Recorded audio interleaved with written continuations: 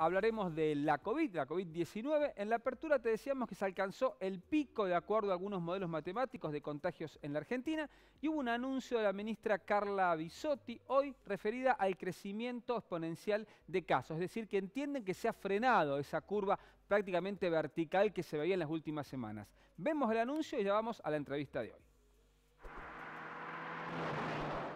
El aumento exponencial del número de casos se ha detenido, se han estabilizado el número de casos en un todavía número importante, un número alto de nuevos casos confirmados. El total de Argentina se ha visto un descenso del 8,5% de los casos. En el AMBA ese descenso ha sido del 16%.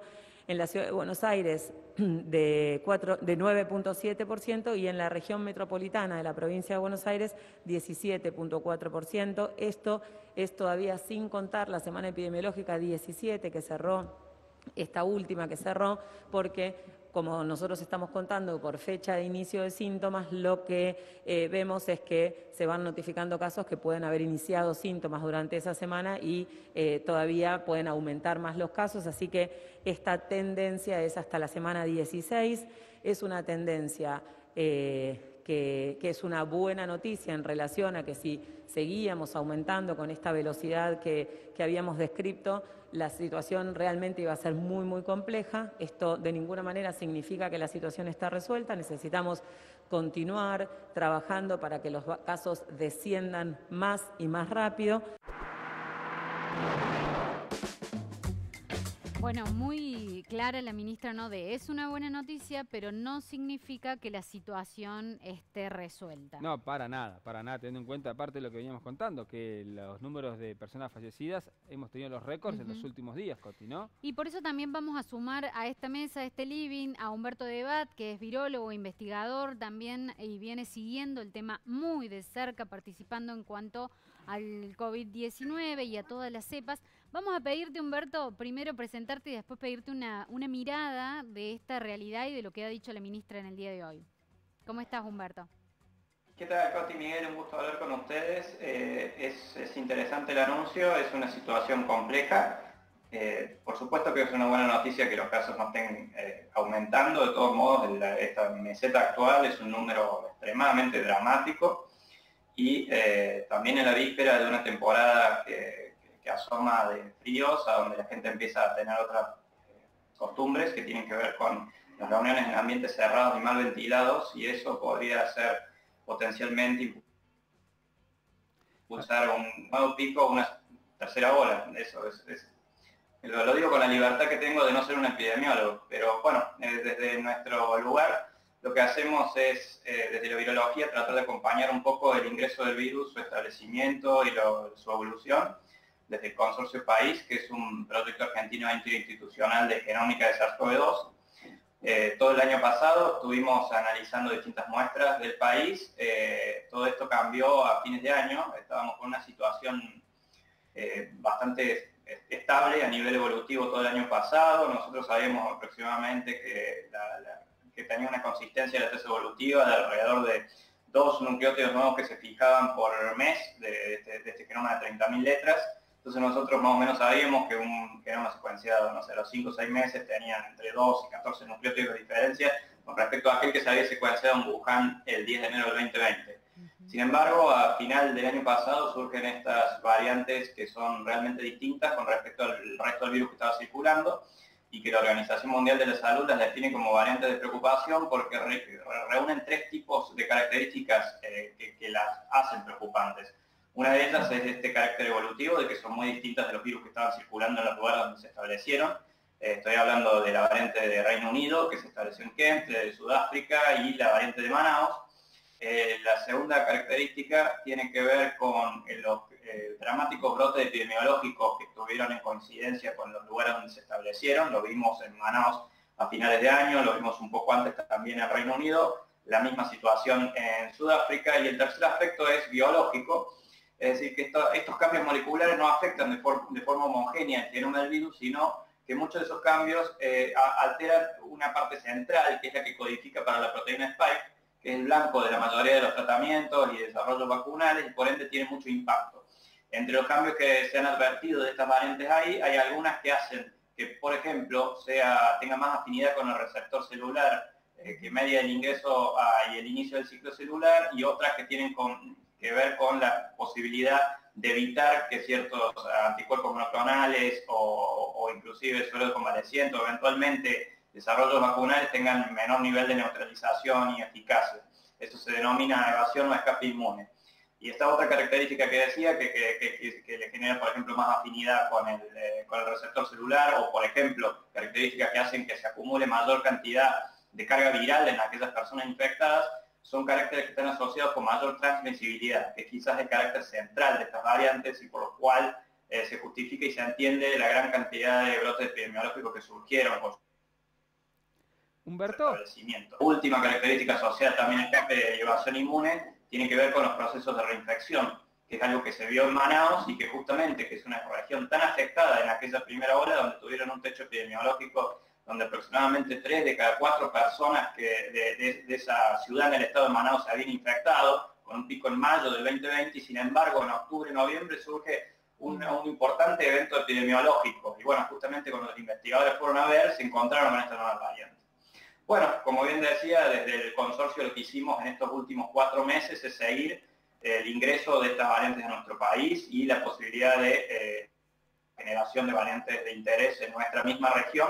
Esto se hace a través de lo que se llama vigilancia genómica, donde un porcentaje de las muestras que se obtienen en los procesos de detección se secuencia su genoma entero y se ven si comparten estas constelaciones de mutaciones que están asociadas a estas variantes de preocupación o si hubiera algunas otras que fueran de importancia.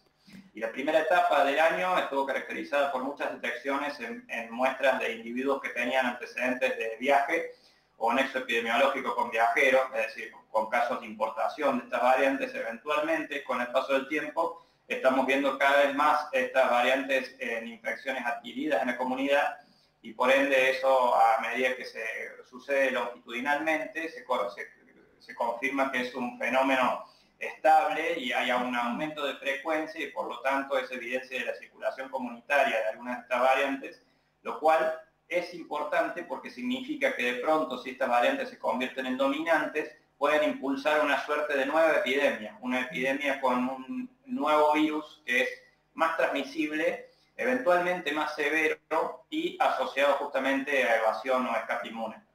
Te quería preguntar sobre esto último que estás diciendo, porque en base a esto que uno va leyendo también, hay muchos especialistas, virólogos, que están diciendo que no es que vamos a salir de la pandemia, sino que el riesgo está en que mantengamos todavía un tiempo largo, prolongado, sin ponerle fecha, porque va a ir mutando el virus constantemente. ¿Ustedes ven que eso es posible o podemos empezar a pensar un horizonte quizás no tan lejano para salir de lo que es este momento coronavirus? Bueno, por un lado es importante destacar que la mutación es parte del ciclo natural de evolución de los virus, es algo totalmente esperado, consistente y asociado a este tipo de virus, de los coronavirus. Su tasa de evolución es relativamente estable y esa fue una excelente noticia cuando nos enteramos que era un coronavirus responsable el 10 de enero del año pasado, de que era el responsable de este brote por el hecho de que a priori los desarrollos vacunales iban a ser eficaces porque su blanco se iba a mover poco. Estas nuevas variantes generan un nuevo nivel de complejidad al asunto por la posibilidad de que sucedan una suficiente cantidad de mutaciones que generen lo que se denomina deriva antigénica, de este modo de que escape la respuesta de neutralización de estas vacunas.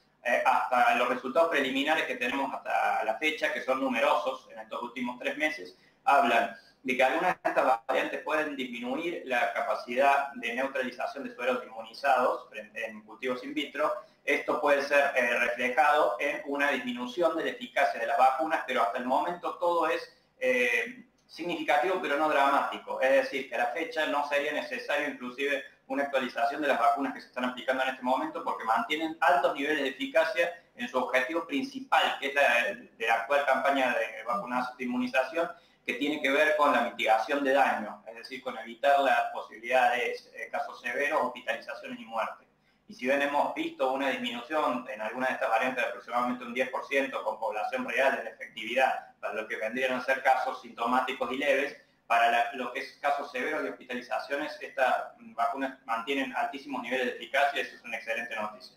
Humberto, de todos modos, con lo que decís sobre que este podría ser un fenómeno a mediano o largo plazo, totalmente, se habla de la posibilidad de que eventualmente esto se termine siendo un virus endémico, que está asociado a algunos brotes quizás estacionales, pero de hecho los mismos desarrolladores de vacunas están en este momento testeando, algunas de ellas con resultados muy interesantes, inclusive para estas nuevas variantes de interés. Por ejemplo, ayer la plataforma de Moderna dio un anuncio, un press release inicial de que su nueva vacuna era muy eficaz, que estaba diseñada específicamente para la variante de Sudáfrica, que es la que tenía los niveles de disminución de neutralización más altos. Esa es una excelente noticia, es decir, que con estas nuevas tecnologías que existen, de todos modos, las adenovirus también serían fácilmente actualizables a estas nuevas variantes y de pronto el panorama a mediano o largo plazo tendría más que ver con campañas anuales probablemente de inmunización, algo similar o análogo a lo que hacemos con influenza en este momento.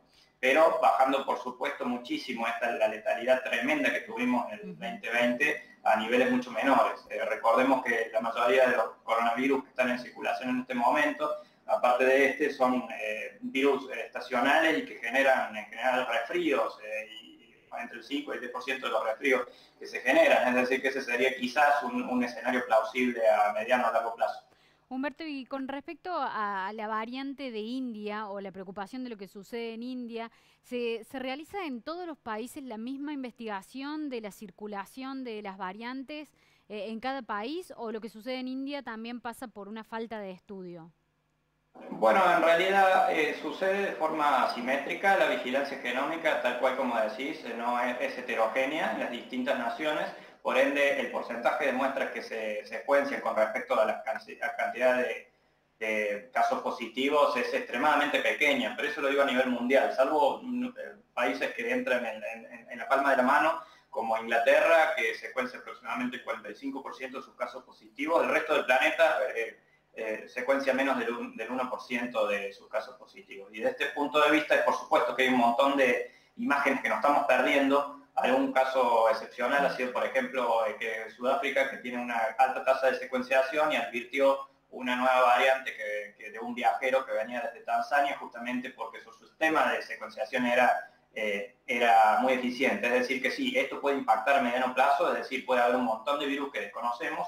Por eso es tan importante que esto sea democratizado a nivel internacional y poco podemos saber qué puede pasar a largo plazo si no estamos poniendo la lupa en ese lugar. Con respecto a India, India sí tiene una tasa de secuenciación muy baja. Por supuesto que es muy difícil subir esos números teniendo entre 400 y 700 mil casos potenciales por día, lo cual es de una magnitud difícil de manejar.